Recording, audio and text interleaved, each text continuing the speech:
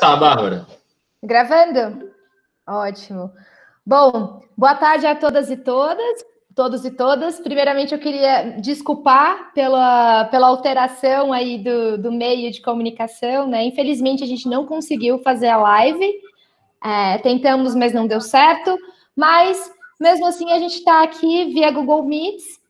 Eu peço, por gentileza, para todos fazerem o controle de ruídos, desligarem os microfones, porque essa gravação vai ser disponibilizada posteriormente no canal dos grupos. Enfim, então, boa noite a todas e todos. Meu nome é Bárbara Furtado, eu sou uma das coordenadoras nacionais do Grupo de Estudos Avançados do IBCCRIM, o GEA, e é com um grande prazer que eu inauguro esse novo projeto coletivo dos grupos de pesquisa e extensão do Instituto, nos quais se incluem o GEA, o GCCRIM, Grupo de Estudos Ciências Criminais e Direitos Humanos, e o Laboratório de Ciências Criminais. Bom, a série das lives dos grupos, né, que posteriormente vão ser disponibilizadas pelo Instagram, tem o objetivo de divulgar a história e a atuação de pesquisadoras e pesquisadores das ciências criminais, como uma forma de estimular as alunas e os alunos dos grupos. Então, sintam-se à vontade, ainda que pelo Google Meets, para interagir, mandar comentários, perguntas e outras intervenções. Bom, e para a primeira live, né, o nosso convidado é o professor Sérgio Salomão Checaira, que é professor titular da Faculdade de Direito da Universidade de São Paulo, e possui graduação, mestrado, doutorado e livre docência pela mesma instituição. O professor Checaira concentra seu interesse de pesquisa nas áreas de direito penal e criminologia, é ex-presidente do Conselho Nacional de Polícia Criminal e Penitenciário, CNCPC, e do Instituto Brasileiro de Ciências Criminais, o IBCCRIM, do qual é membro fundador e atualmente integra o Conselho Consultivo. Boa noite, professor. É uma grande satisfação ter o senhor conosco, e já agradeço o senhor por ter aceitado o convite, inclusive ter feito toda essa epopeia para conseguir entrar no Instagram. Boa noite a você, Bárbara, a todos, a todas. Prazer estar aqui com você. Infelizmente, a gente não conseguiu a conexão, mas eu estou à disposição sua e de todos e todas que estiverem nos acompanhando. Muito obrigado pelo convite mais uma vez. Bom, a ideia das lives, como eu disse anteriormente, pessoal, é justamente divulgar a história, a trajetória e os tensionamentos do pesquisador. Então, assim, ela vai ter um formato um pouquinho diferente do que vocês estão acostumados, né? Ela não tem uma temática fixa. Eu vou ficar aqui mais batendo um papo aqui com o professor Checaira e fazendo algumas perguntas. Então, assim, para começar, professor, o senhor poderia contar um pouquinho de como foi a sua escolha pela graduação em Direito e, no fim das contas, pela atividade de docência e pesquisa? Muito bem. Eu cursava o antigo colegial, o ensino médio, né, sob a égide da ditadura, ainda num período muito complicado. E eu queria fazer história, mas, enfim, achava que história era alguma coisa que me traria uma certa dificuldade de emprego, então, alguma coisa que era mais próxima, eu optei por fazer Direito. E fiz Direito, entrei na faculdade em 1978, ainda sob a égide do regime militar. Em 1977, nós tivemos violentamente reprimidas várias manifestações estudantis, e em 1978 era um momento em que o movimento estudantil estava acumulando forças para tomar outras posições e principalmente alguns movimentos, como o movimento da anistia, que acabou se dando em 1979. Eu concluí o meu bacharelado em 1982 e depois fui fazer História. Fiz por 2 anos História e decidi retornar ao Direito e começar o meu estudos em nível de especialização. Na época, a Faculdade de Direito da USP tinha uma especialização.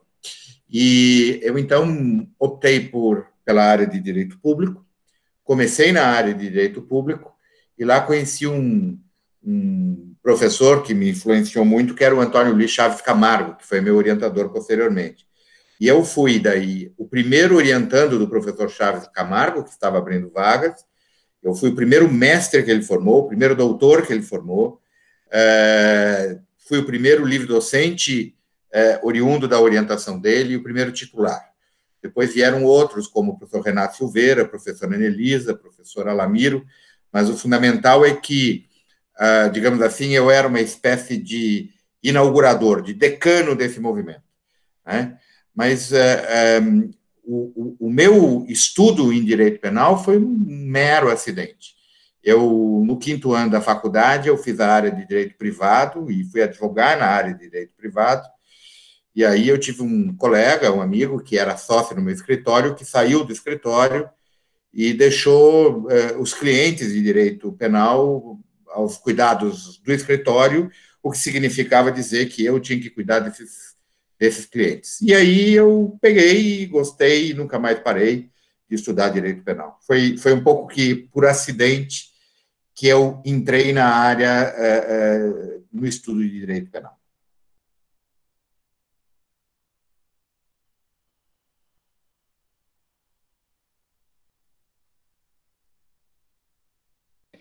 E a criminologia, professor? No fim das contas, como que surgiu o interesse por ela? A criminologia foi mais tardia, né? Porque é interessante a situação. Eu digo que tudo na minha vida, nas minhas escolhas, foram um pouco por acaso, né? Aquilo mais ou menos do Ortega y Gasset, eu e minhas circunstâncias, muito mais as circunstâncias do que eu mesmo. Eu começo a minha carreira acadêmica em 88, como professor da Universidade Estadual Paulista, campus de Franca, né, a Unesp. E lá eu era professor de Direito Penal, dava aula de parte geral, depois parte especial, acompanhando a turma, e isso foi em 88, em 96 abriu o concurso para a USP, e eu passei no concurso, e retornei para a USP. E a chefe do departamento era a professora Ivete Senise, que foi a nossa primeira diretora e única diretora da Universidade, da Faculdade de Direito da USP.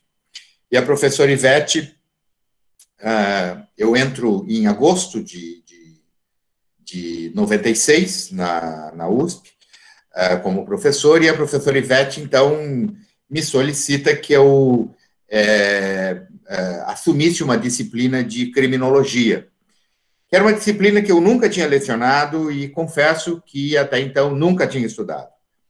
E aí eu falei, meu Deus, eu acho que não vou conseguir fazer do dia para a noite, começar a dar aula de criminologia. E a curiosidade é que eu fui beneficiado com a semana de 11 de agosto, porque os alunos, naquela ocasião, fizeram um grande evento para celebrar a data de fundação dos cursos jurídicos. E eu, então, tive o tempo de comprar 2 livros e lê-los no finais de semana e durante a semana, de cabo a rabo, os 2 livros. Era o livro do Figueiredo Dias e do Garcia Pablo de Molina. E falei, olha, isso daqui é muito diferente daquilo que consta no programa da USP, que era um programa muito atrasado, era um programa dos anos 70, mas que refletia um pensamento dos anos 50. Então, eu falei, olha, se um dia eu continuar a dar aula de criminologia, eu tenho que renovar esse programa, porque é um programa que não faz mais sentido, por exemplo, a gente discutir questões como a influência do clima no cometimento de delitos, e há toda uma série de teorias, todas elas de uma fase histórico-etiológica, que relacionam o cometimento do crime ao calor, ao frio, com mais calor, mais crimes patrimoniais, mais frio, mais crimes pessoais, enfim, uma coisa que perdeu todo sentido, né, nos dias que correm. E o interessante é que eu começo a dar as aulas e nós tínhamos pouquíssimos alunos em criminologia, porque, claro, era um programa já ultrapassado, com professores que não se empenhavam, muitas vezes não davam aula porque era uma disciplina optativa, não era uma disciplina obrigatória. Então, no momento que eu assumo a criminologia e começo a modificar o programa e a atualizar esse programa com discussões mais modernas, e começo eu mesmo a estudar a criminologia, eu acabo me empolgando com a criminologia.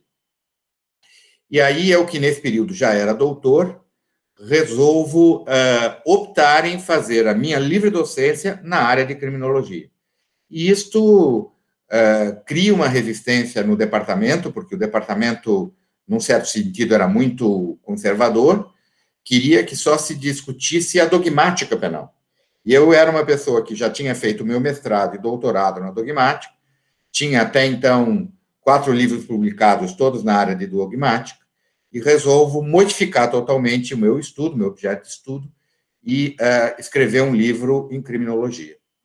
É importante dizer que escrever um livro naquela ocasião, e eu estou falando de 99, mais ou menos, era muito, mas muito mais difícil do que escrever um livro hoje. Porque hoje muitos textos, livros inteiros estão disponibilizados na rede de computadores, o que não acontecia na época. Então, toda vez que eu precisava de um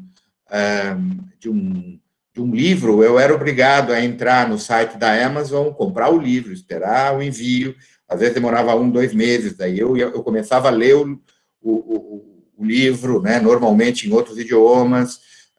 Quando eu terminava a leitura do livro, eu estava preparado a refletir melhor sobre aquilo, e, enfim, com tudo isso, eu demorei mais ou menos 5 anos para me credenciar para a defesa da livre docência.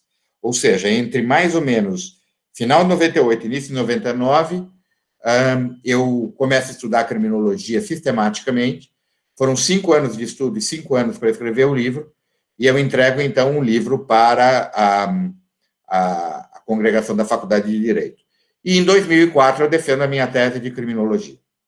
A partir desse momento, eu já era visto como alguém que estava cometendo a temível ousadia de sair da dogmática para ir para a criminologia.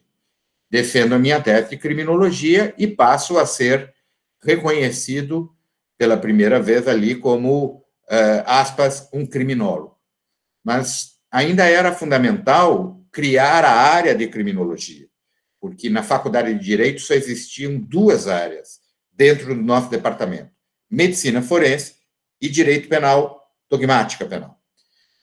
Então, nós criamos, isso se deve em grande medida ao então chefe de departamento, que coincidentemente retornou à chefia, que é o professor Renato de Melo Jorge Silveira, e com isso nós conseguimos criar uma área de investigação, de pesquisa específica na criminologia.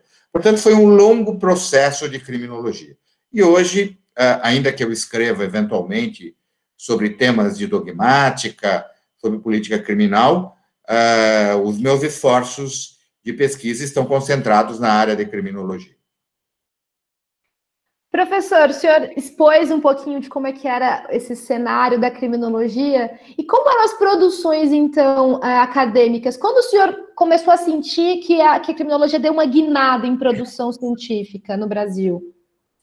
Bom, nós tínhamos um ou outro livro de criminologia no Brasil. Eu digo um ou outro livro porque, assim, do início do século até a década de 50, nós tínhamos uma criminologia influenciada pelo positivismo, né? Autores que eram seguidores de pensadores europeus, mas todos eles positivistas, desde Nina Rodrigues, que já vem do século XIX para XX, até alguns autores da própria Faculdade de Direito, que tinham uma perspectiva, digamos assim, totalmente distante das próprias escolas sociológicas do consenso e mesmo das teorias conflitivas, como a teoria do labeling, a teoria crítica. Havia talvez uma única exceção, que era o professor Juarez Cirino dos Santos, que foi tradutor do Criminologia Crítica do Taylor Walton Young, né? Ian Taylor, Paul Walton, Jock Young, e que traz uma discussão, que era uma discussão da criminologia crítica, da criminologia radical, como ele intitulou o livro que ele escreveu no início dos anos 80, né? Para movimentar, digamos, os debates. Mas a gente não tinha grandes produções de criminólogos. O professor Nilo Batista, por exemplo, ele ainda estava ligado a uma área da dogmática.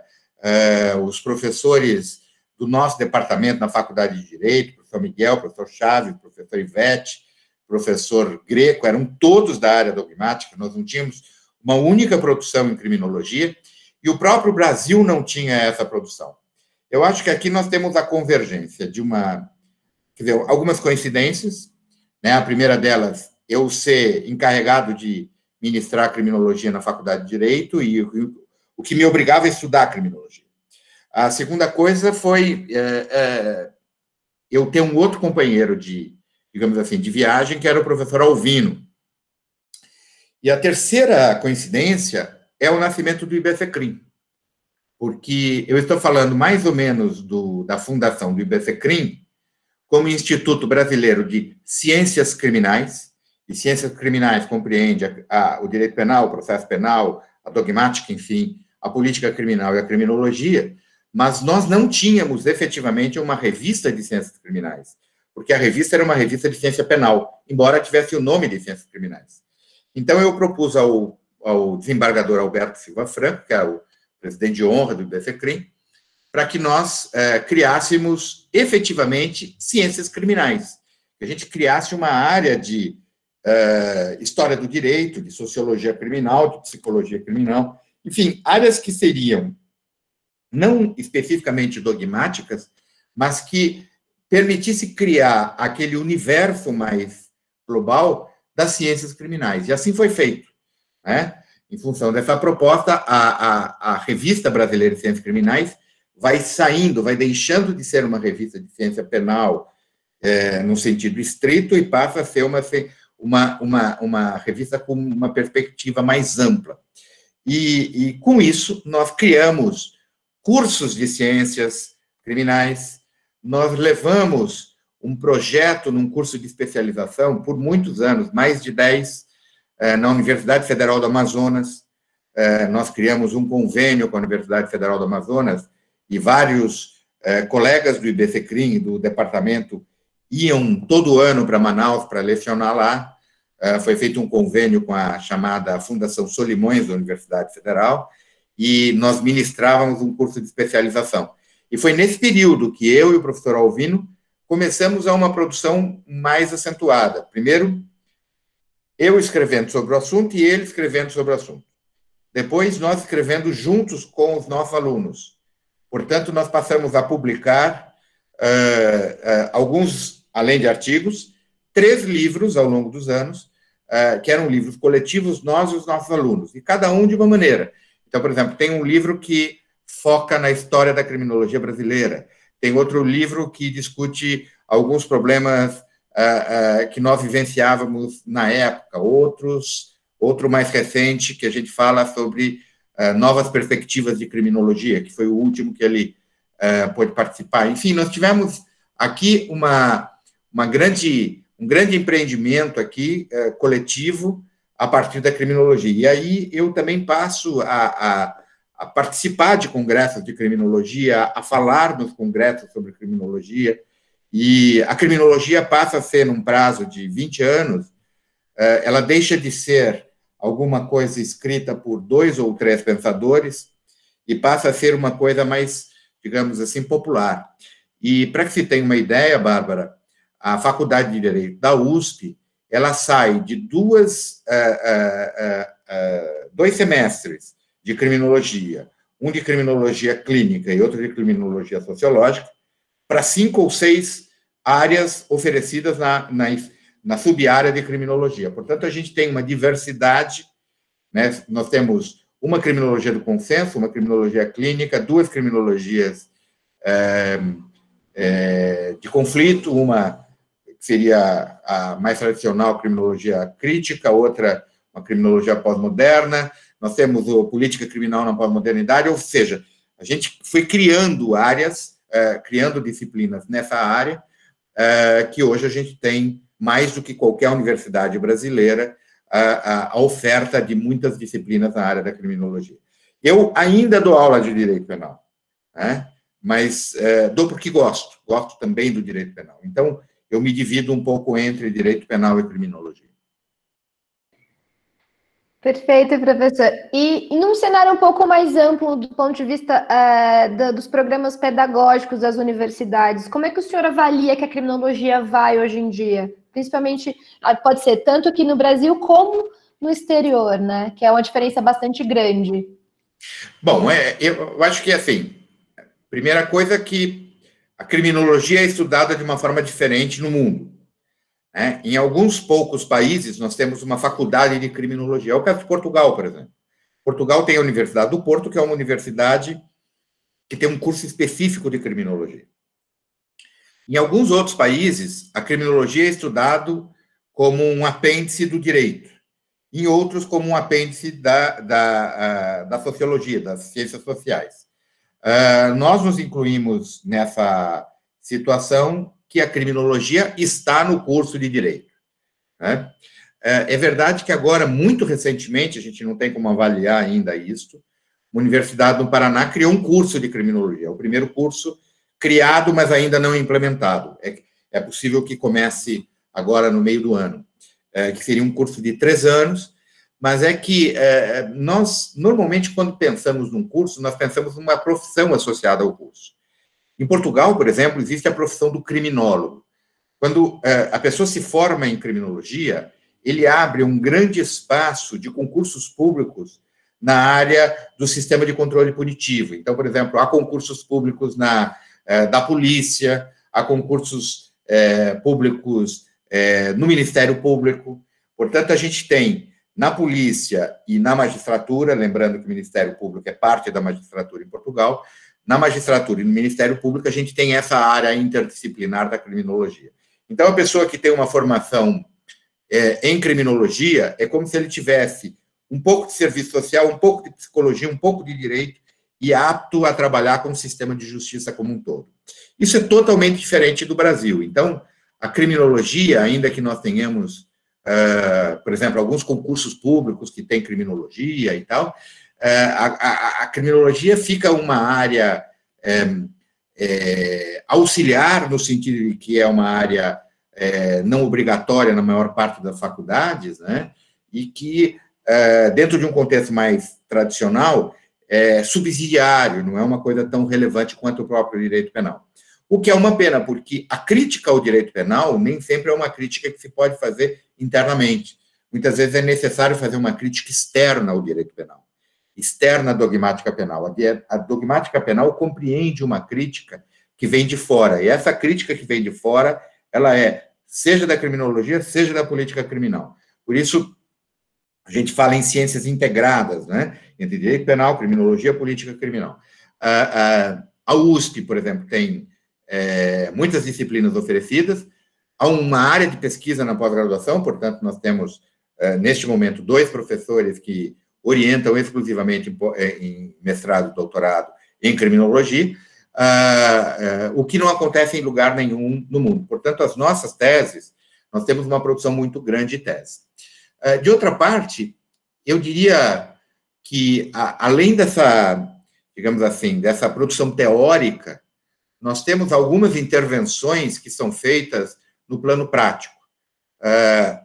E aqui, isso vai um pouco digamos assim, do crescimento das discussões sobre as teorias críticas, né? Eu digo sempre no plural, porque eu acho que é um pouco mais do que um marxismo ortodoxo, é para além do marxismo ortodoxo.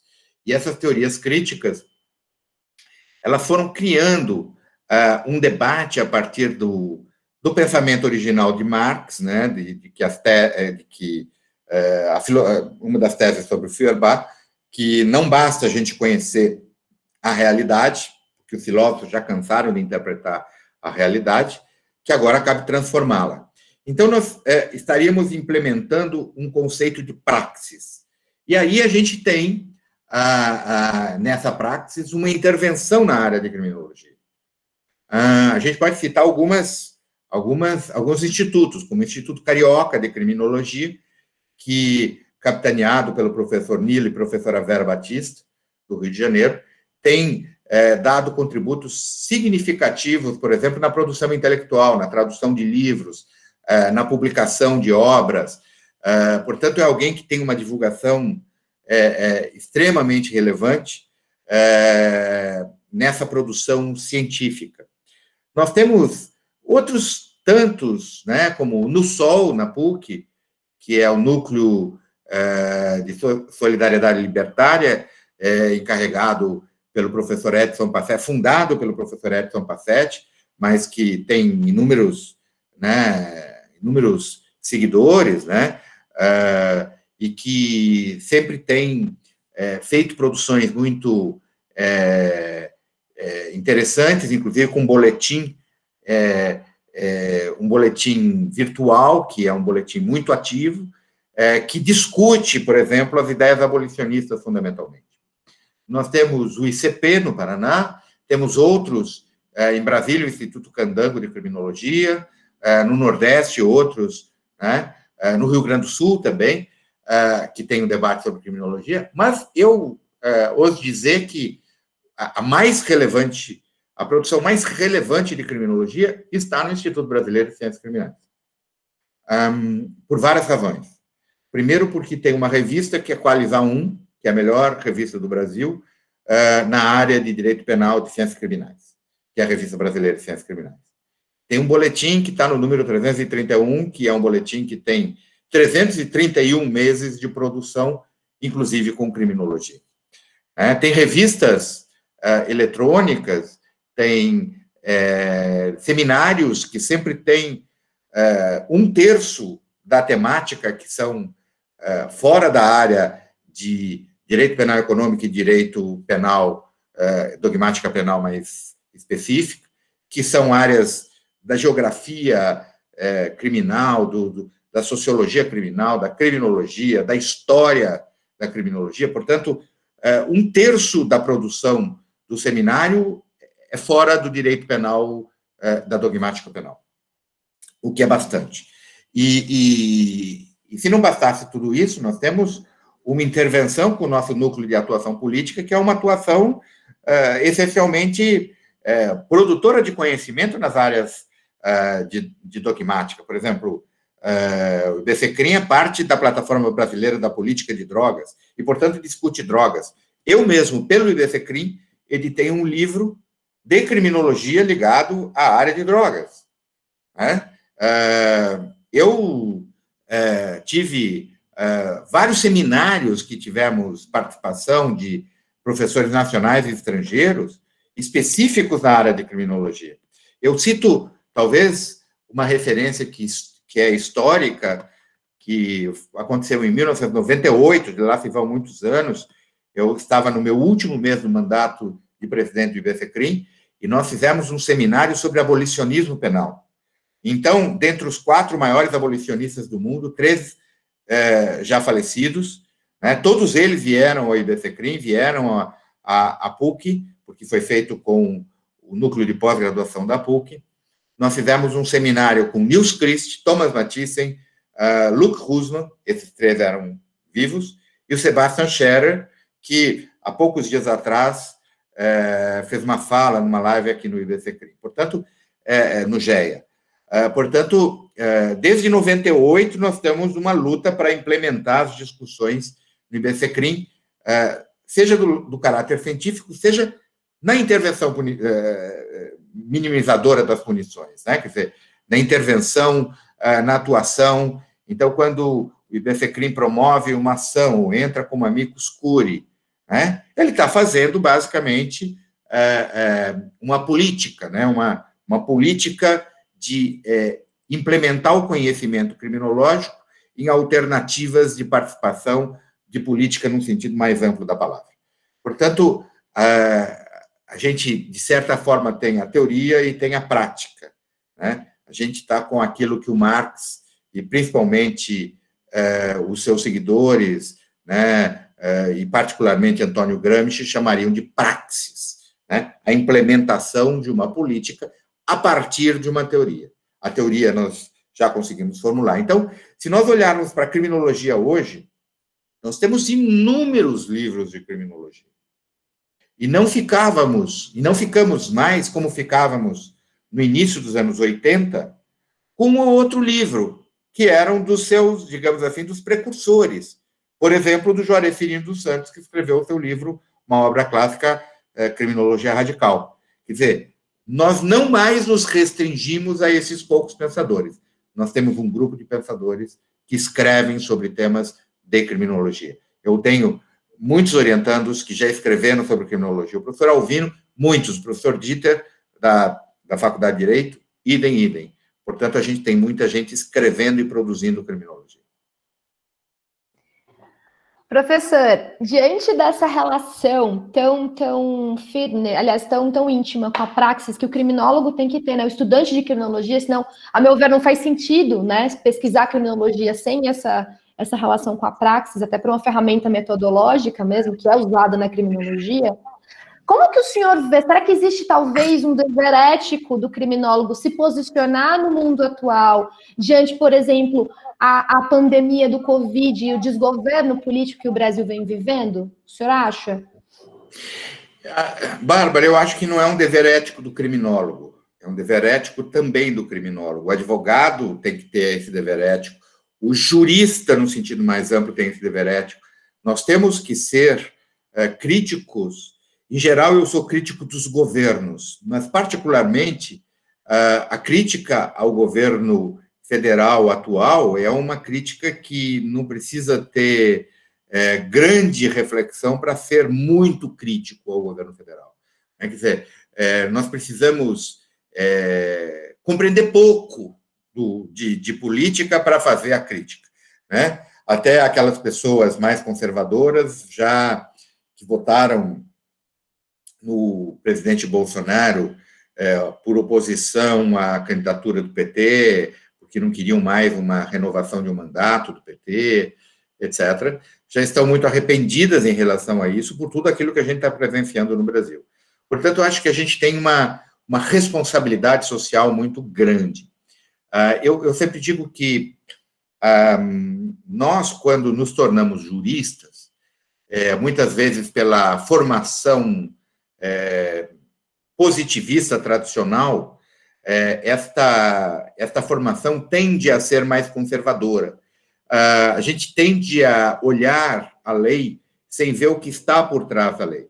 Mas o jurista crítico, sem que ele seja criminólogo, o jurista crítico, o advogado, militante, o professor de direito penal, ele tem que ter um envolvimento numa política no sentido amplo. E eu creio que o nosso departamento, lá na Faculdade de Direito, nós, advogados e profissionais, operadores do direito do IBCCRIM, que não são criminólogos, nós também temos essa intervenção política. Portanto, o compromisso com a cidadania, o compromisso com valores de igualdade, o compromisso com o fim da exploração do homem pelo homem, é alguma coisa fundamental na nossa vida comum, né? Na nossa vida societária. Eu nunca deixei de ser participante de política desde o dia que eu entrei na faculdade, única e exclusivamente porque eu era só jurista e não criminólogo, porque eu nunca deixei, a partir de um certo momento, de ser as duas coisas, né?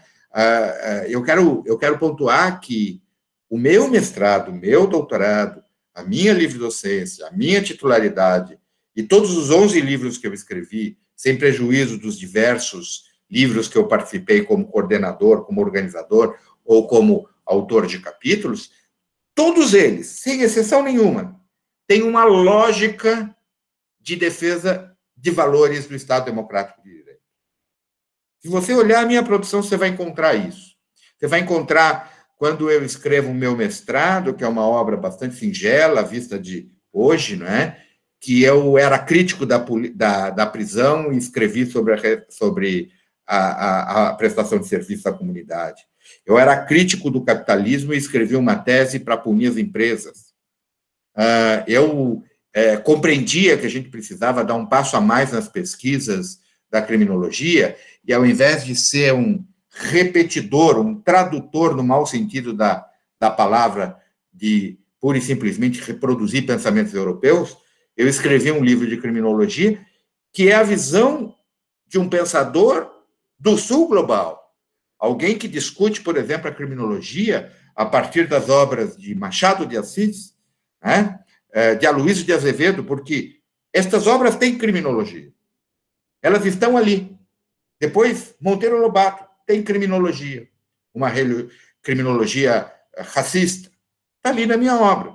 Portanto, falar sobre criminologia não é reproduzir o pensamento de teorias muito bem concatenadas e desenvolvidas no exterior, na pesquisa na Inglaterra, nos Estados Unidos, na Europa, de uma maneira geral, mas é você trazer isso para o fenômeno que nós vivemos. Isto é uma responsabilidade com a cidadania. Assim como a minha tese de titularidade, que fala sobre o direito penal juvenil, também é uma forma de proteção contra a fúria punitiva do Estado. Portanto, eu diria, não existe uma única obra minha que eu não tenha um compromisso social.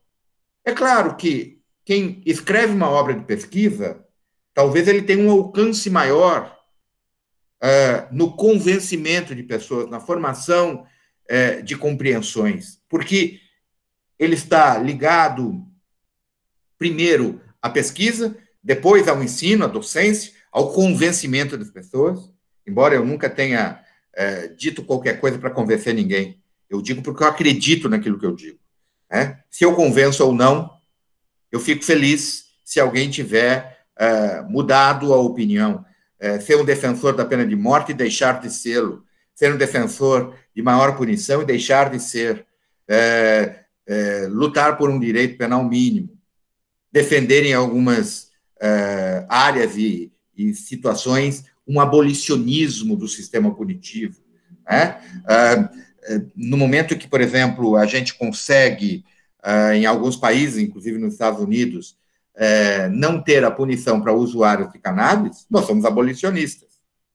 Né? No momento que a gente deixa de punir o usuário da droga no Brasil, você está sendo abolicionista. Né? Você está praticando o abolicionismo. Por isso que eu digo que é muito importante a atuação do IBCCRIM.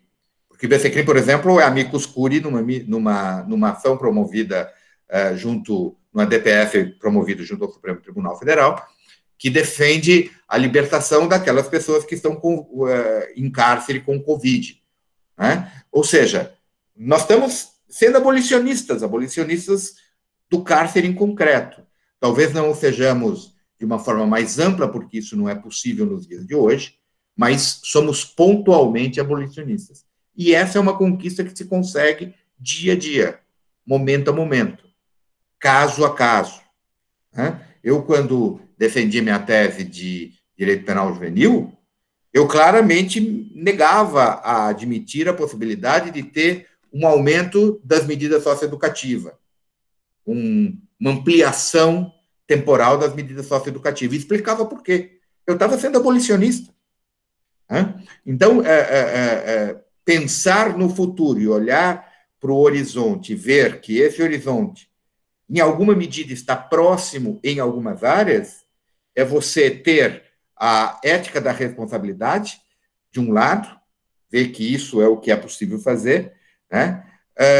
Mas ter também uma perspectiva dessa transformação, né? Que é a ética transformadora. Então, eu acredito que não há uma pessoa que possa prescindir de ser um cidadão participante e responsável pelas coisas que estão à nossa volta. Professor, partindo dessa perspectiva, que o senhor relatou um pouquinho a sua trajetória, os seus interesses de pesquisa, como o senhor acha que acontece esse encontro entre o objeto de pesquisa e o pesquisador?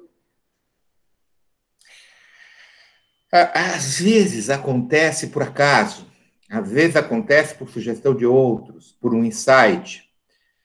Às vezes acontece porque você está tão sintonizado com algumas coisas que elas acontecem. É uma coisa impressionante.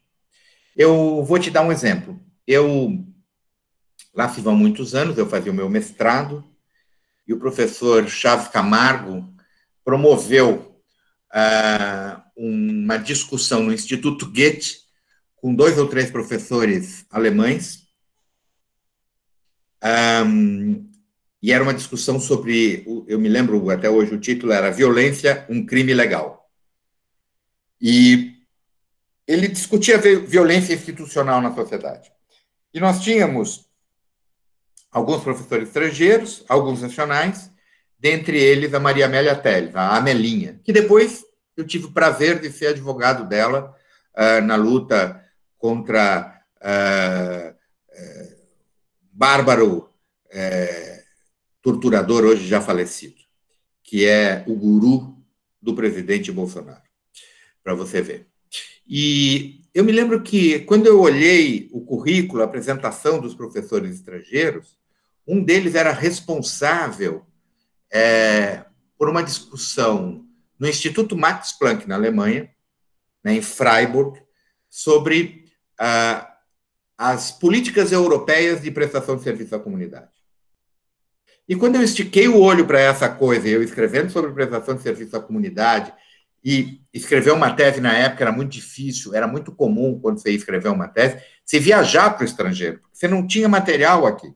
Então, a gente tinha, era uma tese mais ou menos recente, porque em 85 nós implementamos a pena de prestação de serviço à comunidade no Código Penal. Eu estava em 1987, 88, mais ou menos, e eu não tinha material, não tinha artigo escrito no Brasil. Imagina o que é você escrever uma tese sobre uma lei modificada recentemente que não tinha um único artigo. Daí, quando você pegava um artigo, você falava assim, nossa, tem um artigo. Então, eu cheguei para ele, pedi para ele se ele podia me enviar um livro, material e tal. Ele falou assim, olha, eu estou indo para Ubatuba, eu vou ficar na praia uns 4, 5 dias, depois eu volto para a Alemanha. E ele, então, pegou uma caneta, tirou um maço de cigarro do bolso e anotou o meu endereço no maço de cigarro, porque eu tinha esquecido um cartão de visitas. Falei, não vai mandar isso daqui, não vai chegar nunca, ele vai fumar esse cigarro, vai amassar o coisa, jogar no lixo. Não, mas ele era alemão. E alemão cumpre aquilo que se dispôs a fazer. Um mês depois, chega na minha casa o livro do Instituto Max Planck, com um debate recém-ocorrido em Freiburg, com todos os países europeus, o que eles tinham em relação à prestação de serviço à comunidade. Eu abri o olho, fiquei encantado com aquilo, escrevi uma carta, super carta, né? Era o tempo da carta ainda, agradecendo ele, né? Bastante feliz que tinha chegado, e aquilo serviu para eu escrever um capítulo inteiro da minha tese. Porque eu tinha material da própria Alemanha, da França, da Inglaterra, da Holanda. A Holanda estava em holandês. Claro, não falava holandês, fui lá, arranjei alguém que fez a tradução para mim e tal. Ou seja, eu consegui ter acesso a todos os principais países da Europa na política de prestação de serviço. Então, quando você está conectado, meio que você se encontra com aquilo. Parece que você vai na livraria procurando um livro de literatura, mas você fala, deixa eu dar uma olhadinha ali naquela estante, e você vai encontrar naquela estante o livro que está te faltando. Mas você tem que estar conectado com o seu próprio tema, você tem que estar com energia voltada para ele. E assim foram tantas e tantas as coincidências que eu fui vivenciando nesse processo, que, claro, você vai... E, evidentemente, por exemplo, hoje é muito mais fácil, né? Vou dar um exemplo. Hoje, antigamente, quando você queria achar um livro antigo, você ia num sebo. Você ficava horas, quando não tardes inteiras, e às vezes dias, conforme o tamanho do sebo, para achar um livro. Hoje não, você entra no livro Estante Virtual, no site Estante Virtual, você localiza um livro que está na Bahia, não sei o quê, você paga lá um fretezinho que nem sempre é muito caro, o livro às vezes é mais barato do que você imagina que você vai encontrar, e ele chega na sua casa em uma semana. Não mais que isso. Né? Então é muito mais fácil hoje você fazer uma tese do que era no passado, porque você precisava de muito mais tempo para localizar a bibliografia. Era muito mais difícil. Hoje, com alguns mecanismos de procura, com Google, com algumas referências, você localiza quase tudo na internet. Nem tudo é bom, mas você localiza quase tudo na internet. Você tem sites que trazem livros que você não imagina que estejam disponíveis na rede e que estão. Né? Então, a gente tem realmente muitas facilidades hoje para pesquisa. Basta você querer pesquisar. você consegue ter uma bibliografia muito mais ampla do que eu conseguia anos atrás. Anos atrás você tinha que ir para o exterior. Eu cheguei a ir para o exterior. Para fazer o meu doutorado, eu fui para Portugal, para a Itália, eu fui para a França também, porque a França tinha um recém-aprovado código que inseria a responsabilidade penal da pessoa jurídica, era o ano 94, ainda estava na vacatio legis do código. Eu encontrei livros do Jean Pradel, que era um dos grandes juristas da época, que tinha escrito um mini tratado sobre responsabilidade da pessoa jurídica, que é o tema do meu doutorado. E, claro, quando eu escrevi a minha tese de doutorado, foi o primeiro livro sobre responsabilidade da pessoa jurídica. Muitos outros vieram, muitos melhores do que o meu, muitos mais profundos do que o meu, mas o ser o primeiro é muito mais importante para abrir o debate. Então, eu digo sempre, quando nós nos encontramos com um tema, é importante que nós tenhamos alguma relação com esse tema, que a gente compreenda esse tema, que este tema te faça sentir participante da pesquisa, e não uma obrigação pela pesquisa. O meu falecido orientador, o professor Chaves Camargo, ele dizia o seguinte, é uma coisa muito verdadeira, que para fazer uma tese tem que ter tesão, né? Porque senão sai uma tesinha, não sai um tesão. Ele dizia isso, ele brincava, fazia um jogo de palavras, né? Você tem que ter vontade, você tem que ter gana, você tem que ter paixão pelo seu tema, né? E, às vezes, parece que a pessoa, que quem deu aquele tema para ela foi um tema dado ad hoc, o que, evidentemente, não é o caso. Portanto, você tem que procurar o seu tema, e o tema vai te encontrar. Mas você tem que ter alguma identidade com a área, ao menos. Se você não compreender a área, você não consegue, que é o mais genérico, você não vai conseguir o particular, que é... Claro, você, em alguns momentos, a gente tem coincidências, né, na vida. Eu já tive orientandos e mesmo colegas de departamento que... Certa feita, uma professora me falou, eu não sei o quê, estou pensando. Eu falei, por que você não escreve sobre isso? Ninguém escreveu. E a pessoa publicou uma tese maravilhosa sobre o tema, né? Eu tenho um orientando que foi um pouco isso, né? Quer dizer, por que você não escreve sobre isso? Pouca gente viu sobre isso. Quem viu, viu de uma maneira errada. Eu posso observar isso aqui e tal. E a pessoa começa a procurar livros e não deixa de encontrar livros. E esse trabalho é um trabalho que está em curso, né? Um orientando meu, o Luigi Ferrarini, e cada dia ele me aponta um novo livro que eu desconhecia de forma absoluta, uma nova tese que ele encontrou numa universidade XYZ, e que ele vai trazendo, que ele vai agrupando e vai formando uma massa crítica que permite a ele e a mim, de alguma forma, aprender, e a ele aprender a escrever e ensinar, né? Que é como funciona a pesquisa propriamente dita. Portanto, a pesquisa te encontra e você encontra a pesquisa. Eu acho que é assim. Professor, eu venho de uma casa de pesquisadores também, cientistas, e eu cresci com o seguinte comentário, que quando eu estava escrevendo a minha dissertação de mestrado, estava confusa, aquela fase que a gente não sabe muito bem para onde ir. Eu lembro que a minha mãe me disse o seguinte, qual que é a sua pergunta de vida? A minha pergunta de vida, a neurocientista, ela falou, a minha pergunta de vida é saber por que os neurônios sincronizam de tal forma que a pessoa tem uma crise convulsiva, por exemplo. Você tem que entender qual que é a sua pergunta. Eu acabei chegando na conclusão de que a gente tem mais de uma pergunta de vida, assim, na pesquisa. Se o senhor pudesse dizer quais são as suas perguntas ou uma grande pergunta de vida no seu trabalho, qual que seria? Eu confesso que a gente vai tendo perguntas ao longo dos anos. Quer dizer, Bárbara, você é muito mais jovem do que eu, então você pode ainda ter só uma pergunta, ou duas, né? Quando você tem 32 anos de docência, como é o meu caso, você não fica numa pergunta, você vai criando perguntas, você vai vivenciando perguntas. Existe um livro ainda que eu não escrevi, que é o livro que eu quero escrever. Eu já escrevi 2 obras coletivas, mas não escrevi o meu livro sobre drogas. E por quê? Porque eu vejo que as drogas... Bom, deixa eu te contar uma particularidade.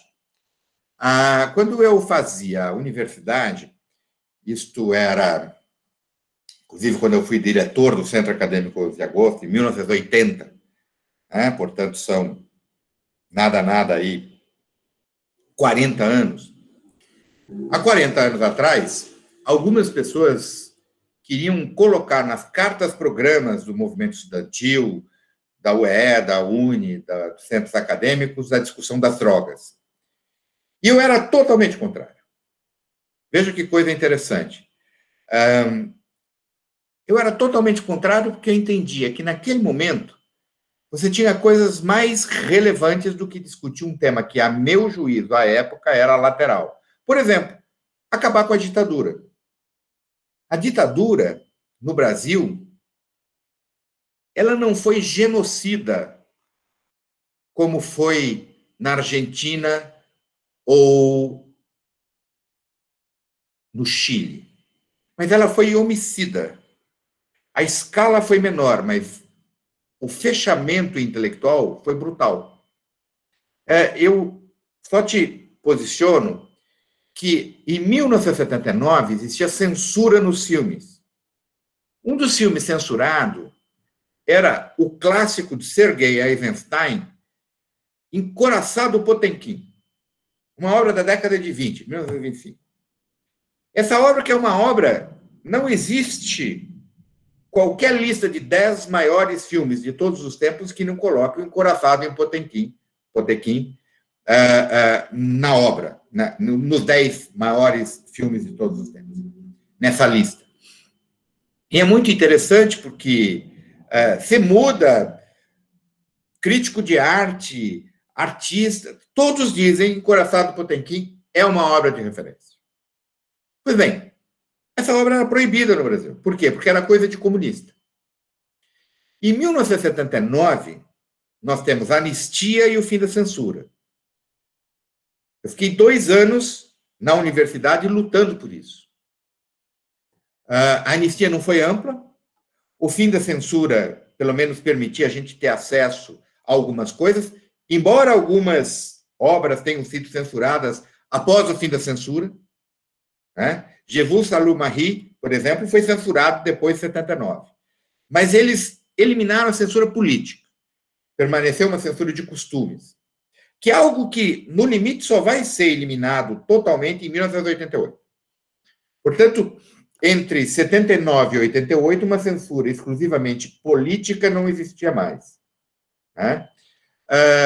E aí, o Cine Belas Artes, hoje acho que são 5 ou 6 salas no Cinema Belas Artes, ali no final da Rua da Consolação. À época, eram 2 grandes salas, como era comum antigamente você ter salas de 1.000 pessoas. Pois bem, o Encoraçado Potemkin, depois de anos proibidos pela ditadura, ele é passado numa das salas do Belas Artes. E eu, claro, estava na fila para ver, para assistir aquele filme que eu não conhecia. Sabia das referências, mas não conhecia. E quando o filme termina, as pessoas batem palma, emocionadas, e choravam como crianças, porque depois de tantos anos estavam podendo ver um filme clássico de 1925, de Sergei Eisenstein. Naquela época, acabar com a censura, com a ditadura, ter acesso, poder votar, não se podia votar para governador, para prefeito, nem para presidente da República. Você votava para senador, para deputado e para vereador, mas quando o governo perdia as eleições, de uma forma generalizada, como aconteceu, em 1977, eles baixaram um pacote, fecharam o Congresso e criaram uma coisa chamada senador biônico. E o senador biônico era nada mais, nada menos do que o José Maria Marinho, aqui em São Paulo, que é esse cara que ficou preso nos Estados Unidos todo esse tempo por corrupção.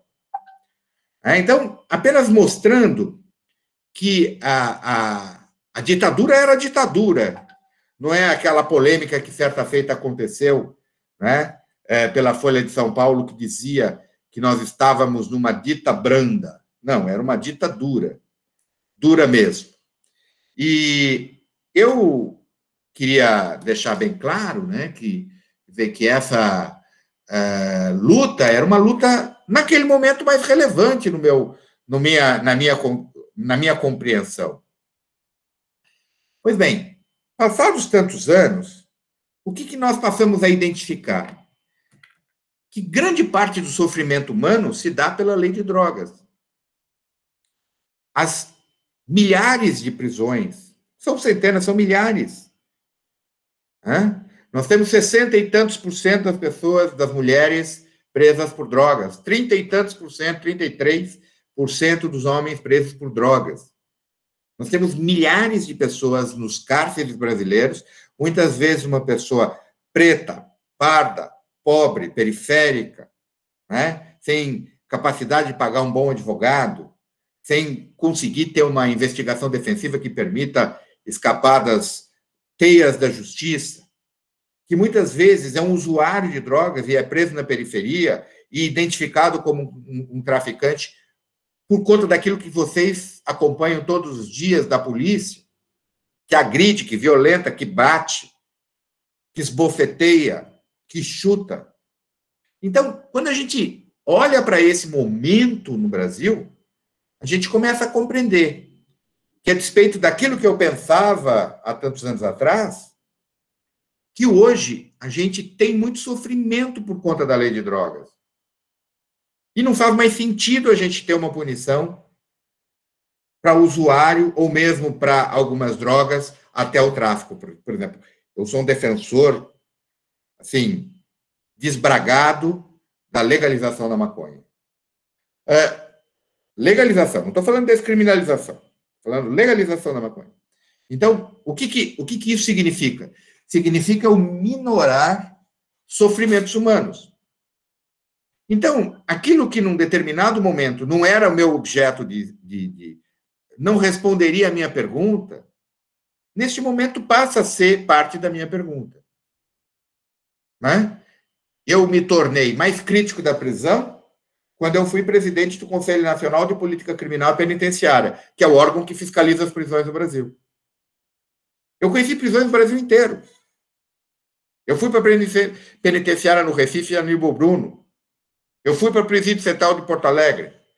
Eu fui para o Urso Branco em Rondônia. Eu fui para Pedrinhas, no Maranhão.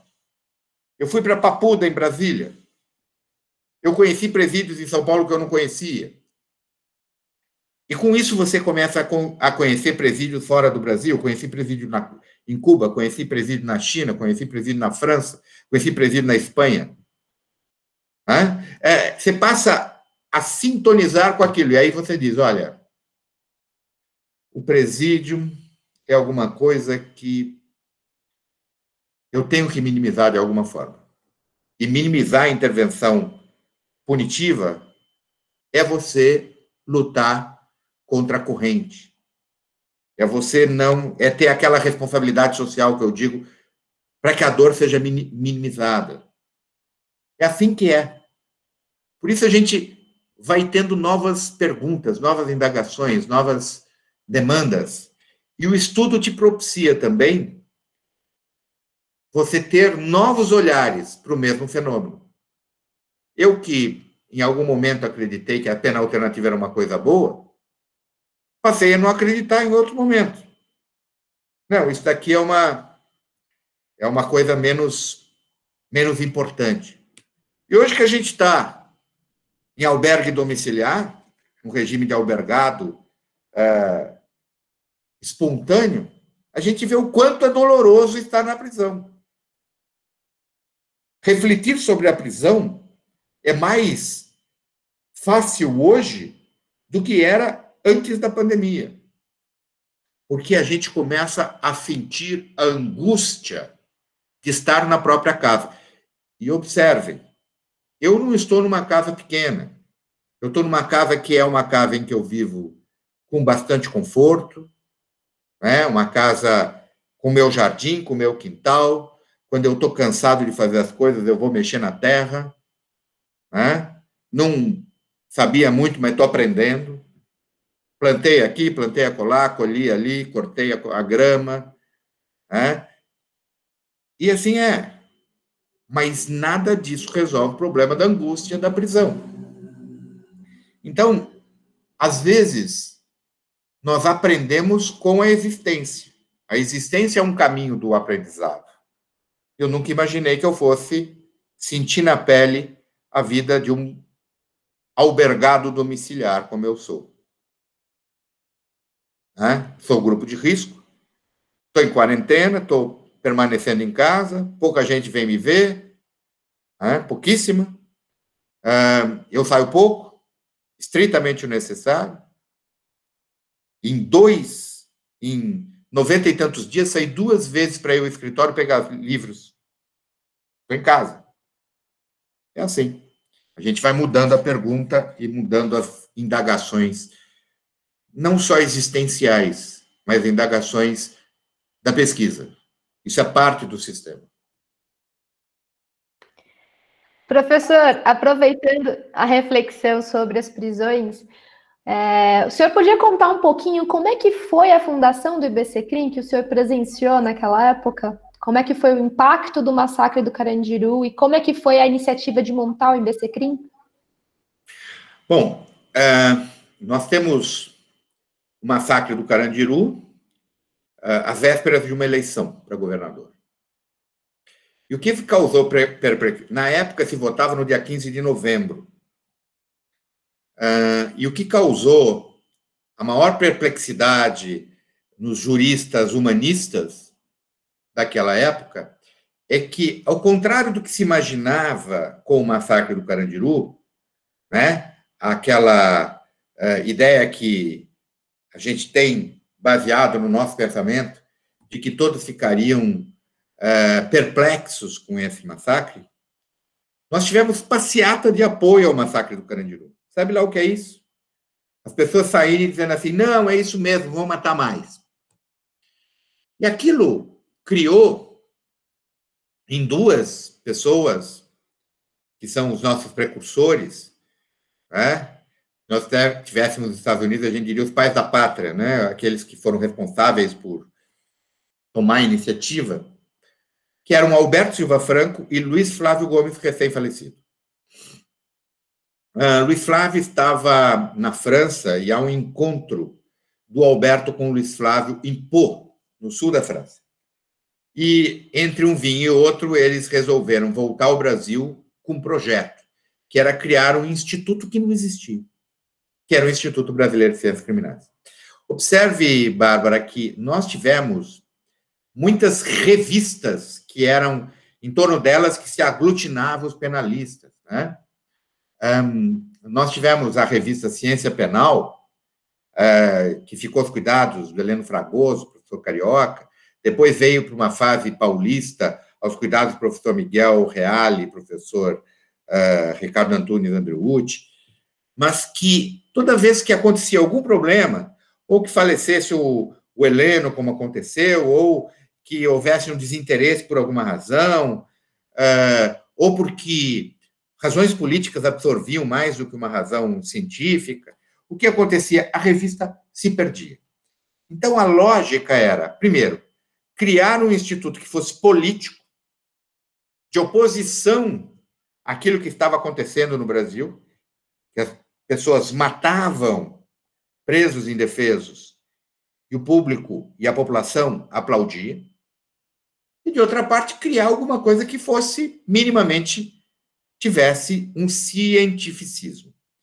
O IBCCRIM, então, tem lá 140, se não me falha a memória, um pouquinho mais, um pouquinho menos, pessoas que se tornam fundadores, que são pessoas que assinam um manifesto de criação do Instituto e que vai nascer com 2 grandes coisas. Basicamente, eram 2 coisas.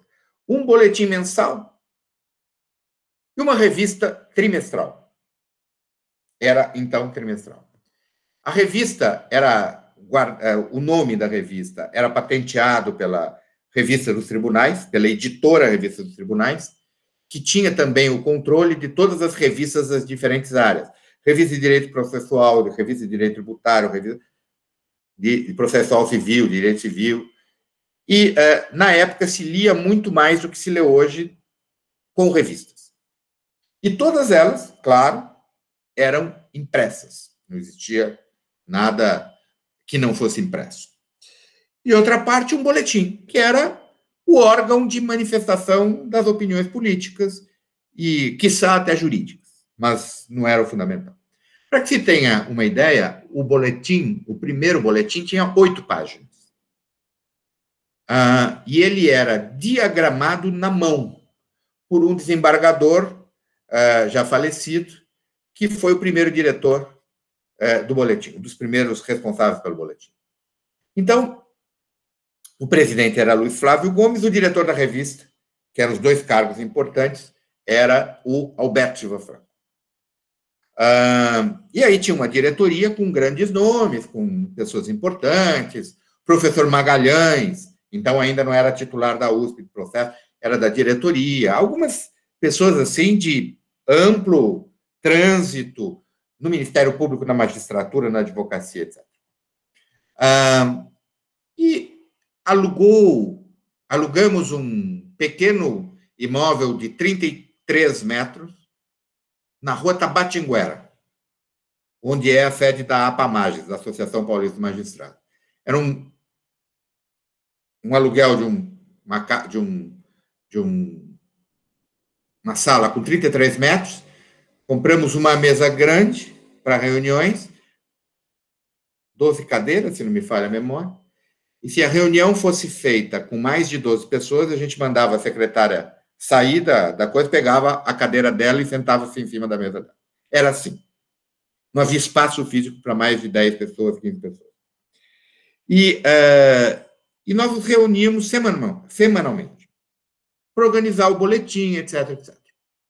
No primeiro mês que esse desembargador tirou férias, o boletim não saiu.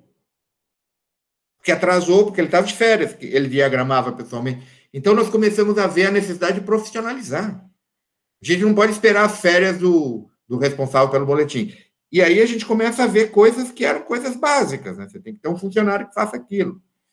Claro que a gente ainda não tinha condições de contratar mais do que um funcionário. Nós tínhamos um funcionário, que era a secretária, pagava a conta, mandava, fazia os boletos, enviava os boletos, fazia a cobrança, atendia o telefone.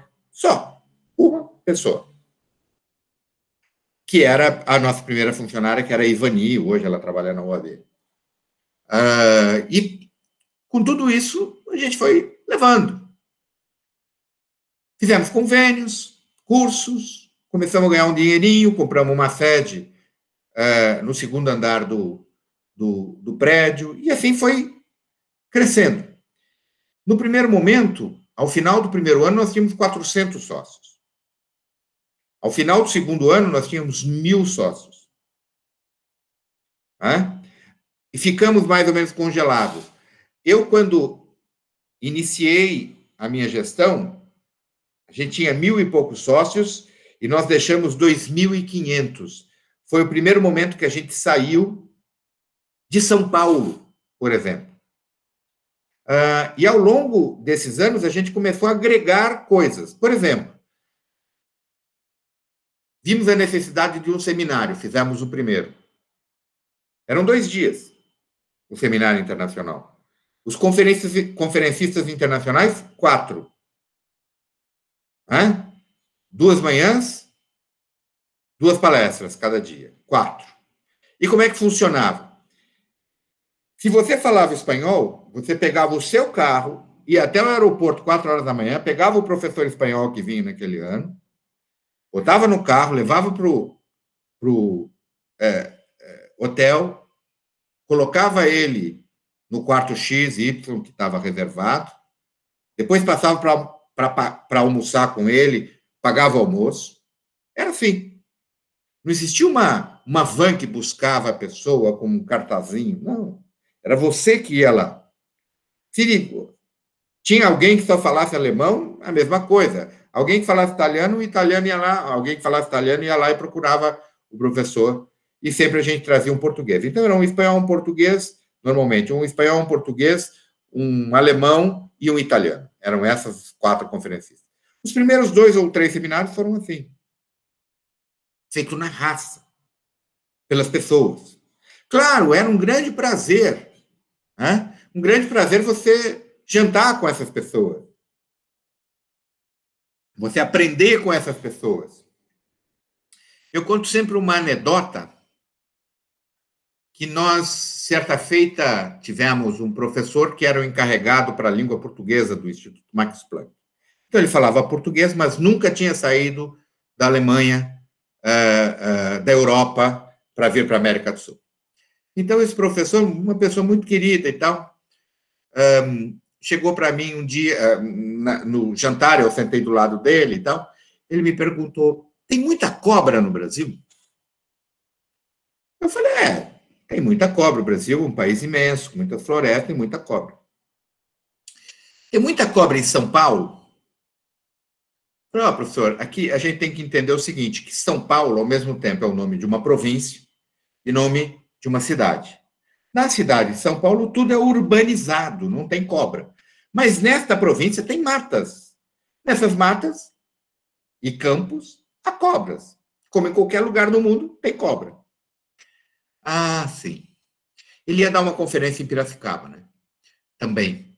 Falei, e lá em Piracicaba tem cobra? Eu falei, não, Piracicaba é uma cidade com seus 200 mil habitantes, é uma cidade toda urbanizada, você fique tranquilo, você não vai encontrar cobra. Quer dizer, ele estava preocupado com a cobra. Veja como era a coisa. E aí eu falei, acho que eu vou fazer uma maldade, uma pequena maldade com ele, né? Falei, mas viu, professor, o senhor fique preocupado, não, cobra não é problema, o problema principal aqui é escorpião. Ele falou, mas não diga, por quê? Né? Porque eu falei, olha, o escorpião, você está andando por uma rua, se tem um terreno baldio, pode ter lá um pedaço de pau, e embaixo daquele pedaço de pau tem um escorpião. Então, você tem que tomar um certo cuidado com os terrenos baldios. Bom, eu não preciso dizer que ele acreditou naquilo piamente, né? Acho que ele não dormiu aquela noite, coitado, por causa do medo do escorpião. É uma coisa meio num dos filmes do James Bond, né? Acho que é o Dr. No, qualquer coisa assim, que bota um escorpião para o cara e você vê a aranha, escorpião, né? Aquela coisa terrível.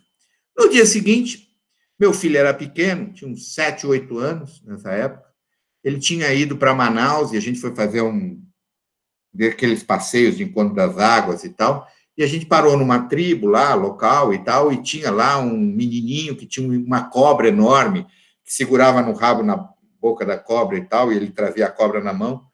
E aí meu filho falou, pai, posso segurar a cobra? O menino falou, não, pode. Segurou aqui, dona Boca, segurou aqui, e o meu filho tirou uma foto com uma cobra enorme segurando, assim, né? Então, eu fui lá, fiz uma cópia daquela cobra e entreguei para esse professor. Falei, professor, as cobras no Brasil são tranquilas, olha o meu filho aqui. E ele levou aquela foto para a Alemanha. Passados 2 semanas, mais ou menos, eu recebo uma carta dele, dizendo que aquela foto foi maravilhosa, que eles tinham se encantado com o Brasil, porque no Brasil as cobras eram tranquilas, pacíficas, né? Quer dizer, que o perigo era... Ele acreditou até hoje que o perigo estava exatamente no escorpião. Então, quer dizer, o seminário do IBCCRIM era divertido, era um aprendizado para todo mundo, né? E 28 anos depois eu estou contando essa história pitoresca que de fato aconteceu e é real. Perfeito, professor, muito boa a história. Bom, eu tenho mais uma pergunta só, depois a gente pode passar para as perguntas do chat, se mais alguém quiser fazer perguntas, já tem algumas ali. Mas essa última pergunta talvez seja um pouco mais difícil, que é, se você, professor, pudesse eleger um livro que foi decisivo na sua trajetória nas ciências criminais, qual seria ele? Bom, eu acho assim que O livro que me fez mudar de pensamento e lembrar que eu me formei na área de direito civil, afinal, nós jovens sempre cometemos deslizes. O livro que me fez compreender o que era o direito penal é um livro que fez compreender Carnelucci o que era o direito penal. É uma pequena, grande obra chamada As Misérias do Processo Penal. Carnelucci, como todos sabem, era um processualista civil. E na Itália não havia muita diferença entre o processo civil e o processo penal. Mas, em determinado momento, ele identifica o que é um processo penal, o que é alguém privado da liberdade. Então, ele escreve com uma candência, com uma beleza, que nos permite compreender o que é o processo penal. A diferença do processo civil e do processo penal. Eu estou dizendo que a gente não tenha coisas relevantes no processo civil.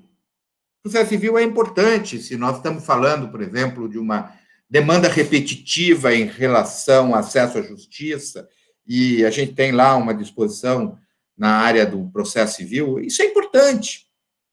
Mas quando eu privo alguém de liberdade, isso é mais importante. Quando eu ponho quase 1 milhão de pessoas no cárcere, a gente começa a ter a dimensão da importância do que é a liberdade. Estar ao lado da pessoa, sentar-se ao lado da pessoa, dar a mão a essa pessoa. Eu me recordo que nós tivemos... eu, certa feita, me candidatei quando eu tinha 38 anos, eu me candidatei ao 5º Constitucional do Estado de São Paulo. E na minha arguição, na ordem, para quem não sabe, eu me candidatei pela advocacia. A advocacia faz uma audiência pública e elege, faz uma votação de 5 membros. Depois o tribunal escolhe 3, o governador elege 1. Escolhe 1 e nomeia 1. Eu passo, então...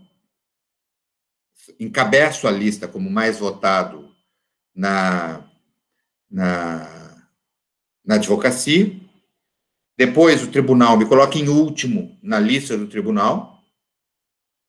E, por fim, o governador não me escolhe sob o argumento de que eu era uma pessoa comunista, ligada a greves, etc, etc. O governador era Mário Covas. E eu acho que ele tinha razão. Eu era um pouco isso.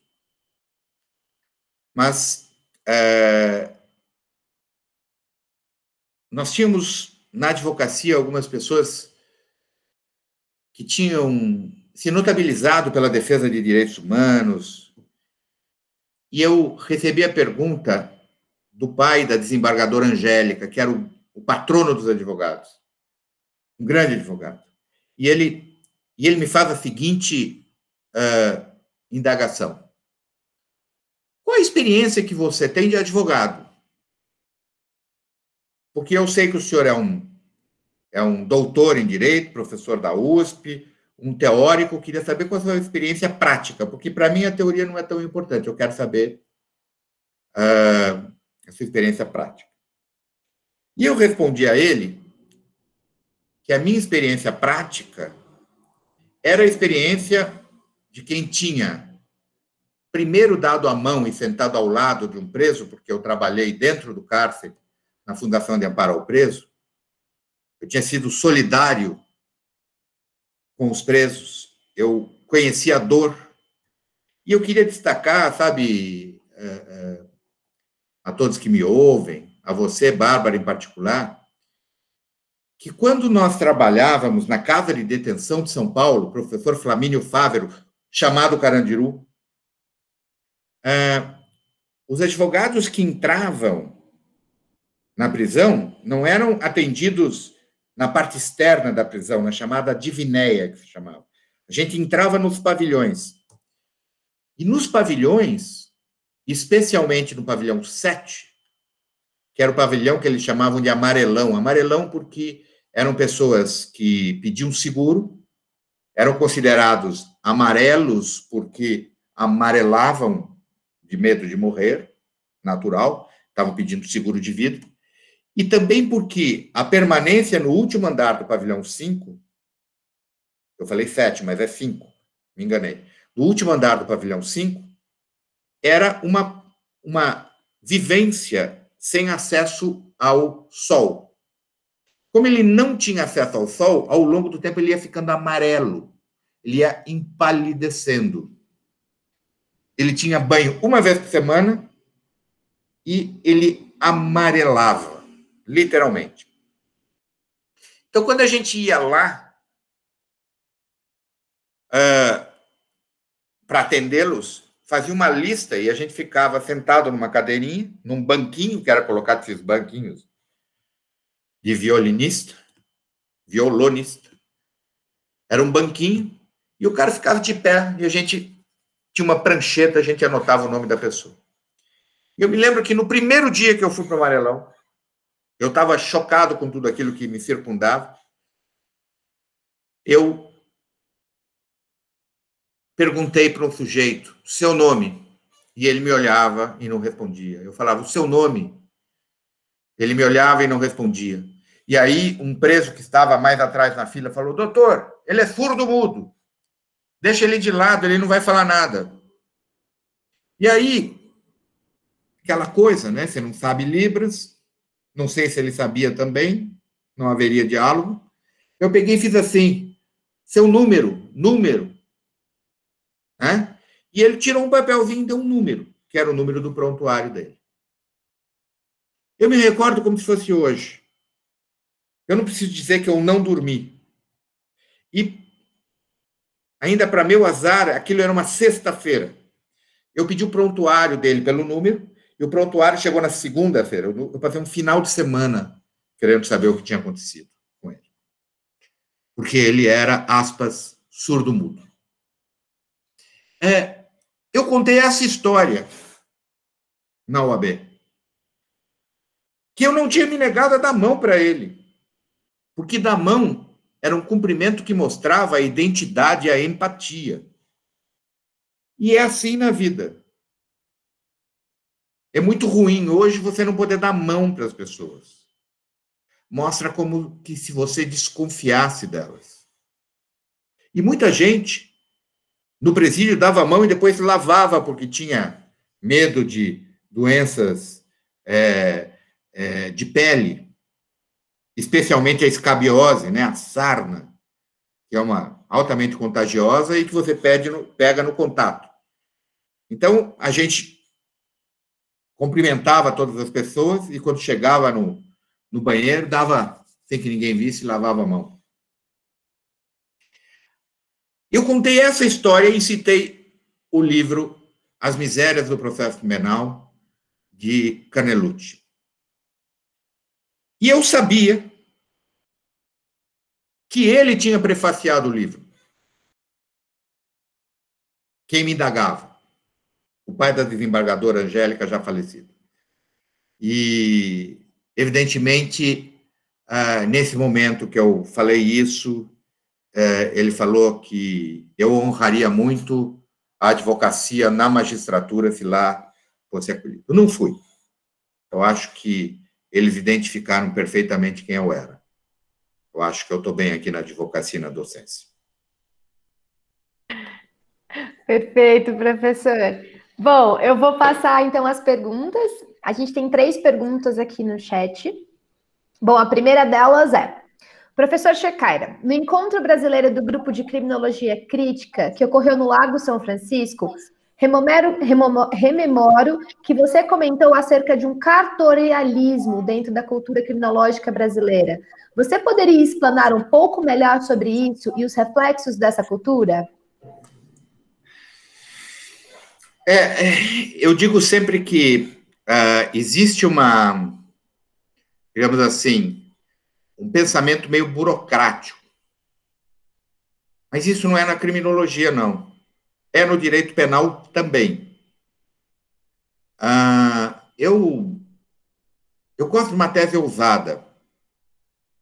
Às vezes eu leio uma tese de direito penal e numa época que chegou a discussão da imputação objetiva aqui no Brasil, eu via dezenas de teses sobre imputação objetiva. A imputação objetiva e o crime culposo, a imputação objetiva e o crime contra a segurança nacional, a imputação objetiva e o crime contra não sei o quê, que eram adaptações e variações das teorias alemãs funcionalistas em relação ao direito penal dependente. Não é que eu não acho isso importante. A dogmática é importante. É um mecanismo de assecuração de liberdades. Mas uma dogmática que é uma dogmática exclusivamente alemã, transplantada para o Brasil, ela perde um pouco a sua vocação de atender aos nossos interesses. O mesmo vale para a criminologia. Se você escreveu uma tese maravilhosa sobre uma teoria criminológica, qualquer que seja ela, citar 20 autores ingleses, 20 autores americanos, 20 autores europeus continentais, e não citar um autor brasileiro, de duas uma, ou essa tese não tem nenhuma relação com a gente, você é o gênio que está trazendo a tese aqui, ou você é um reprodutor de um pensamento norte global, e você não compreende que um pensamento do sul global precisa ser concebido e refletido. Muitas vezes, o diálogo que existe entre o norte global, que formulou muitas teorias importantes, e o sul global, é na adaptação que este diálogo produz na relação dialética de compreender alguma coisa que seja de superação. Nós tivemos alguns movimentos, digamos assim, de países latino-americanos. Quando Olga del Olmo, a já falecida autora venezuelana, resolve criar uma criminologia latina, ou pensar numa criminologia latino-americana, ela começa a enviar indagações para os criminólogos, para os penalistas progressistas, por carta, fazia uma carta, olha, qual é a pesquisa que vocês têm aí? Veja que coisa interessante. Porque ela entendia que os pensamentos europeus e norte-americanos na criminologia eram relativamente bastante bem desenvolvidos. E os daqui não. Então, esta lógica de compreender a partir da nossa perspectiva é que deixaria de transformar, ou de ser, ou fazer com que o direito penal, e no caso a nossa criminologia, fosse menos cartorial, uma coisa meio burocrática. Eu posso dar um exemplo. Quando você tem intervenções europeias, ou nos países, ou nos estados norte-americanos mais envolvidos com menos problema de criminalidade, quando você pensa numa política de prevenção com envolvimento da sociedade, vamos chamar por exemplo, um policiamento comunitário, lá é menos produtivo do que aqui. E por quê? Porque as nossas dependências, nossas disparidades sociais, a nossa dependência, às vezes até da criminalidade para a sobrevivência, são muito maiores do que as deles. Então, quando você faz uma política de não violenta intervenção, mas uma política comunitária, o resultado no sul global é mais concreto, eficaz, do que no norte global. Não temos grandes teorias sobre isso. Quem me faz a pergunta talvez possa desenvolver uma teoria sobre isso. Por que isso é importante? Porque, neste momento, a gente teria que fazer uma indagação do porquê nós não temos tantas políticas de policiamento comunitário no Brasil, quando isto minimizaria a intervenção violenta da polícia. Criaria uma identidade, uma articulação entre o controle social formal e informal. E é isso que permitiria você ter ganhos muito mais significativos do que os ganhos identificados com as teorias europeias ou americanas. Mas isso precisa de pesquisa. Essa é uma pesquisa que está por ser feita. Estou dando um pequeno exemplo. E, normalmente, nós olhamos uma teoria X ou Y, vamos pensar alguma coisa mais próxima de nós. Por exemplo, criminologia cultural, que é uma coisa importantíssima. Estudamos lá Ferrell, não sei quem, os autores nacionais, há um instituto de criminologia cultural, mas não mostramos o que isso é diferente deles. Se essa perspectiva não for considerada dentro dessa lógica, não faz nenhum sentido para nós.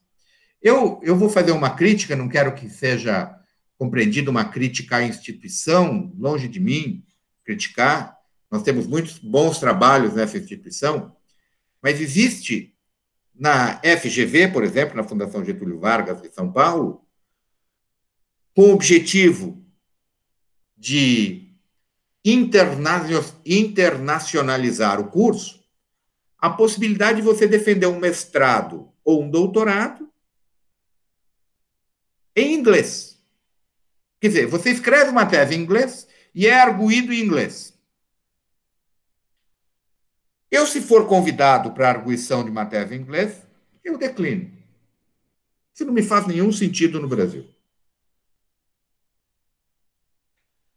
Eu não quero que a tese brasileira se submeta a um crivo de um pensamento eurocêntrico e que seja irrelevante para nós mesmos, porque essa tese vai ser menos lisa porque é escrita numa língua estrangeira. E eu vi gente discutindo temas nacionais em inglês. Para mim, não me parece não faz nenhum sentido isso. Ah, mas nós precisamos internacionalizar o curso.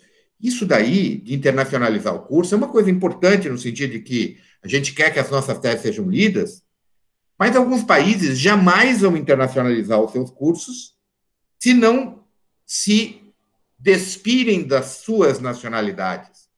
Eu cito, por exemplo, eu estive 6 meses no País Basco, e o País Basco fala uma língua absolutamente inacessível, chamado euskera.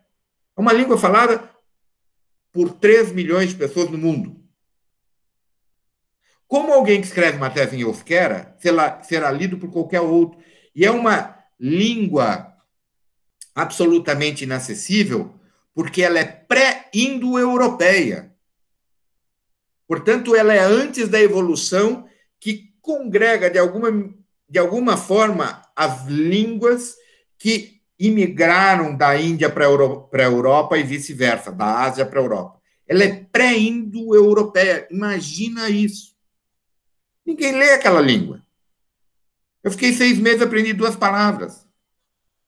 Olá, 3. Olá, obrigado e saída, porque se pegasse fogo no prédio, eu tinha que encontrar a indicação de saída. Eram as 3 palavras que eu falava.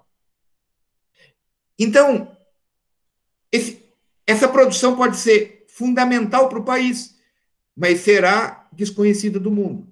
O português é um pouco assim.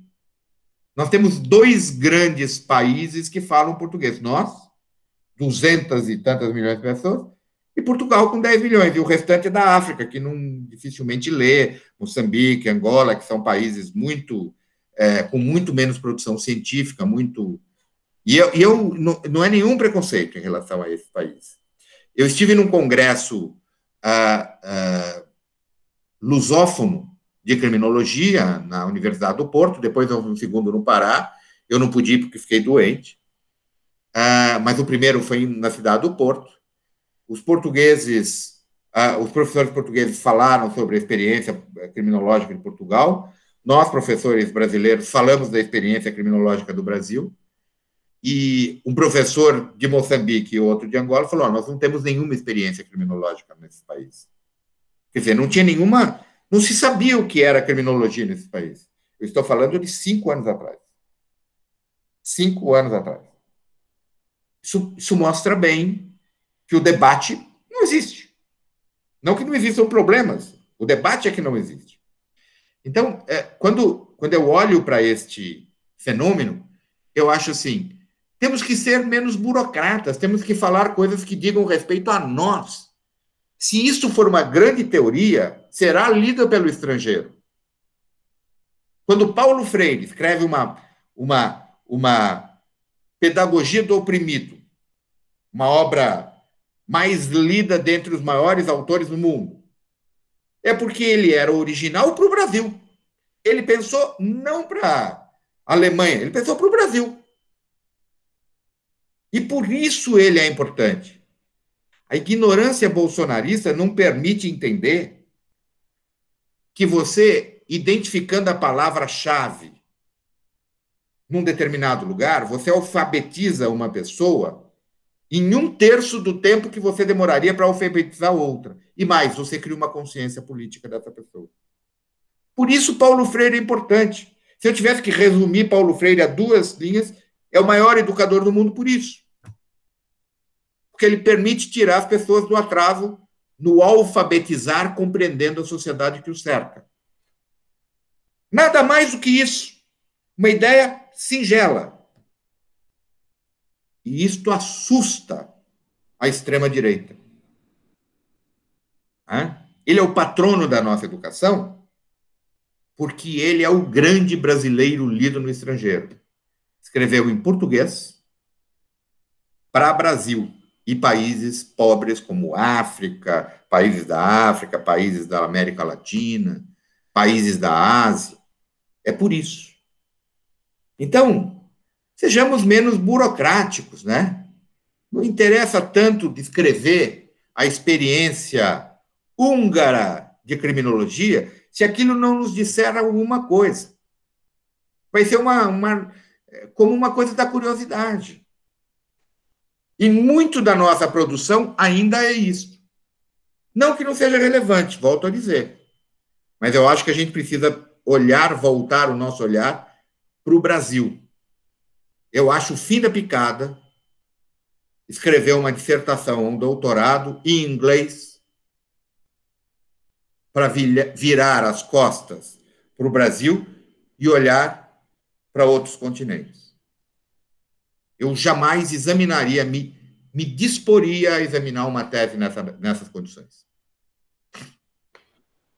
Obrigada, professor, pela resposta. Infelizmente, eu vou ter que deixar de fazer as outras perguntas, né? Até pela duração da live, né? Da live, que na verdade virou uma reunião de Google Meets, porque a gente vai disponibilizar depois no Instagram. Então, eu queria agradecer imensamente. Se você quiser, eu estou à disposição para ficar mais tempo. Não tem problema. Tá bom, professor, então vamos fazer a saideira, que é mais curtinha. A Laura Silva perguntou. Primeiro ela agradeceu, né? E depois ela disse o seguinte: que ela gostaria de saber qual é a posição do senhor quanto à legalização de outras drogas além da maconha, como crack, por exemplo. Bom, nós armamos, há alguns anos atrás, uma bomba. E parece que nós apagamos, deletamos a capacidade de compreender como a gente desativa essa bomba. Eu sou defensor de uma política que me foi passada pelo meu supervisor de pesquisa no País Basco, José Luís de la Cuesta Arzamendi. Ele diz que em caso de drogas, a gente tem que ser pragmático. Pragmático não significa que a gente deve perder a ética da convicção. Eu já disse, a gente tem que ter a ética da convicção e a ética da realidade. A ética da realidade nos permite compreender que algumas coisas não serão possíveis de imediato. A ética da convicção seria a legalização de todas as drogas lá no futuro. Então, ele propõe uma coisa que se chama normalização do fenômeno. Ao invés de encarar o fenômeno das drogas como um problema, aliás, quando a gente começa a falar sobre drogas, as pessoas falam assim, não, o problema das drogas. Não, não, problema não. O fenômeno das drogas. Não me diga que é um problema, porque esse problema foi criado com a proibição. Então, primeira coisa, botar os pingos nos is. O fenômeno das drogas tem uma proibição concreta. Como desarmar essa proibição? Eu acho que a gente tem que usar técnicas distintas. A este fenômeno de utilização de estratégias distintas conforme o lugar, conforme o país, conforme o contexto, o Zé Luiz de la Cuesta Arzamendi dá o nome de normalização. Isso está no livro que eu organizei, que é o livro, eu não me lembro o número da monografia do IBCCRIM, mas se vocês derem um Google, vão localizar uma monografia do IBCCRIM sobre drogas, né? Acho que é questões contemporâneas, qualquer coisa assim, que está lá no meu artigo. O que é a normalização? Bom, se nos Estados Unidos existe uma possibilidade de eu criar um sistema que permita somente a cannabis a descriminalização da cannabis, primeiro, por uma razão medicinal, segundo, um pouquinho mais avançado, o uso lúdico, e a gente consegue isso nos Estados Unidos com plebiscitos que estão sendo feitos, né, nas eleições, cada eleição lá tem lá uma votação, plebiscitozinho, olha, o que você acha, se é a favor ou contra e tal, se a gente liberar aqui, acolá e tal, e eles foram liberando gradativamente. São diversos estados que têm ou cannabis medicinal ou cannabis para uso lúdico. Evidentemente que se você falar assim, não, eu quero liberar a droga mais agressiva que existe das tradicionais, que é a heroína, isso vai criar um susto. Não, nós vamos ter uma pandemia de heroína, né? Nós temos um deputado federal, que já foi ministro, que é bolsonarista, que ele diz que existe uma epidemia de drogas, mas que não existe a epidemia do Covid-19. Quer dizer, maluco, né? Dizer que há uma epidemia de drogas, mas que não há epidemia de Covid. Esse senhor, claro, ele tem seus interesses. Ele tem clínicas que são usadas para tratar os drogados. Quando eu olho para esse fenômeno no Brasil hoje, eu digo, não adianta eu querer legalizar o crack, porque eu não consigo legalizar a maconha, que pouco causa de consequência em termos de adição, se comparada, por exemplo, ao álcool, que é uma droga legal. Então, cada país tem o seu momento de desenvolvimento das lutas para normalizar esse caminho. Por exemplo, Portugal, por lei, descriminalizou todas as drogas para uso. A Espanha, por decisão do Supremo, fez o mesmo, com pequenas variações de quantidades.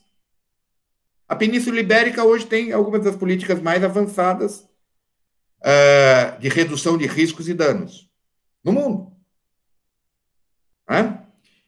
Então, você pode ter um tratamento que é um tratamento preventivo, por exemplo, no caso da heroína com metadona, que nos permite fazer muita coisa.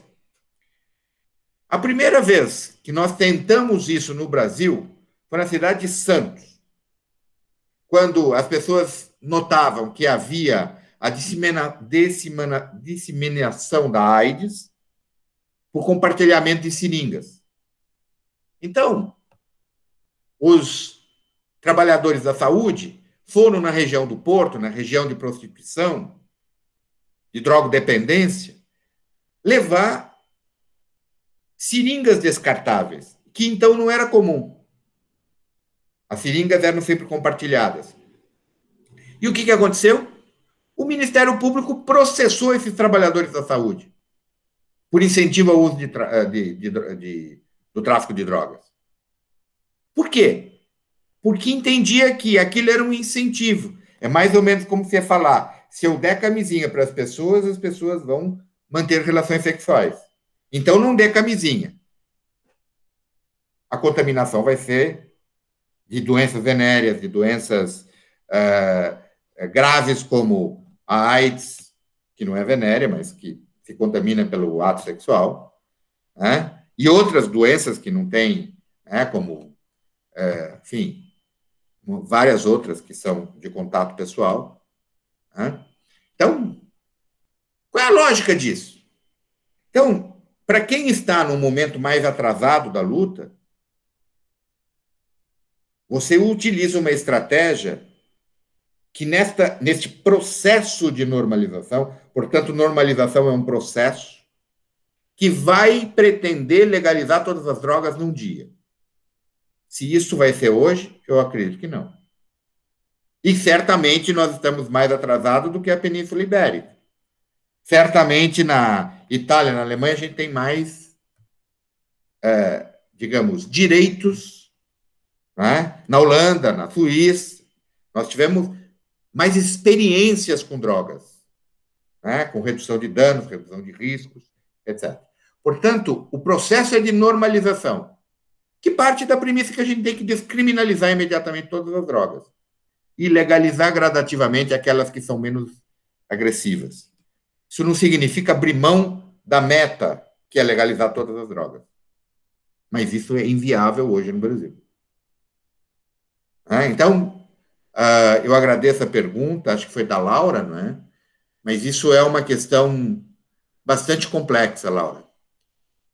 O processo de normalização. Agradeço pela sua indagação. Perfeito, professor. Bom, eu agradeço a participação do senhor em nome da coordenação dos grupos. É sempre um prazer ouvi-lo. E a gente até brinca que o senhor já é o nosso padrinho, né?